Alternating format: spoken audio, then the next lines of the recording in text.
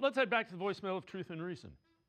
Hello, Dave. I did a little research and found that between 2020 and 2023, the Browns averaged over 20 points per game and had an average over that time span of 22.625 points. In 2024 through today, the Browns have averaged 14.6 points per game. After the 2023 season, the Browns overhauled all of their offensive staff except the wide receiver coach.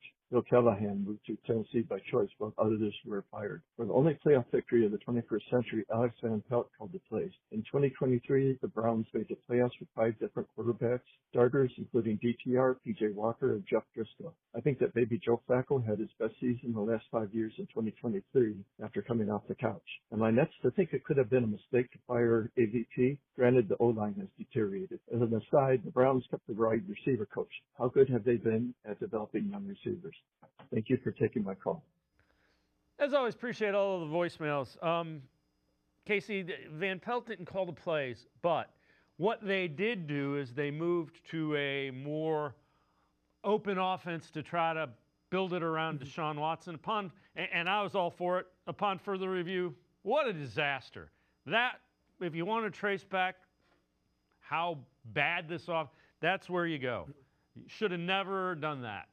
Hindsight being 2020. And again, Van Pelt didn't call the plays. I've got nothing against him. I don't know.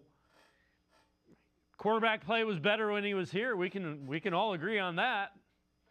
Yeah, and one thing the caller pointed out, though, is the offensive line has vastly deteriorated since that time. And I think that has a lot to do with how good your quarterback looks, is how much time they have back there to diagnose and dissect. I will say one thing that keeps getting brought up, and it's, and I cannot defend anything that's happened this season. This season, on its own merits, has been a failure on offense. But when the people will try to pull from last year, like, well, since so-and-so, they haven't scored over this many points. They were tanking at the end of the year last year.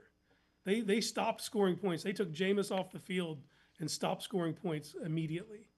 So like the end of that last year, I don't like bringing into this year. It's its own separate thing. Let's evaluate this year for what this year is. And this year's been a failure, and it's been stale. The route combinations are predictable. Teams are all over. They're sitting on things. Your offensive line has been very poor, and that's led to poor play all around. The one thing that I can take, I can look at this season and be like, this is what you do, is you now run the football well. A lot of that's Quinshon Judkins. I'd say the vast majority, but that's what it is, and that needs to be your identity. The other things, they've gotten stale over time. They need to revise everything they're doing as far as route combinations and even play sequencing once they get in the drives, because even though they are running the football, they don't have that identity. They need to lean in, find an identity and lean into it. And for me, that's just running the football.